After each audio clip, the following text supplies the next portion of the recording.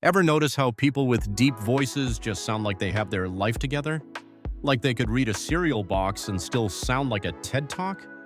It's not magic, it's psychology. Speaking in a slightly lower pitch actually makes you seem more confident, authoritative, and a little bit like Batman. So, next time you're nervous in a meeting, date, or asking for extra ketchup, drop your voice just a notch. Not too much, though, unless you want to sound like Darth Vader ordering fries. Try it now. Say, "I got this," in your deepest voice. Then comment below how weird it felt. Bonus points if someone nearby looked at you funny. We're collecting awkward stares down here in the comments. For more mind hacks that don't require a PhD, like and subscribe to PsycheGenie.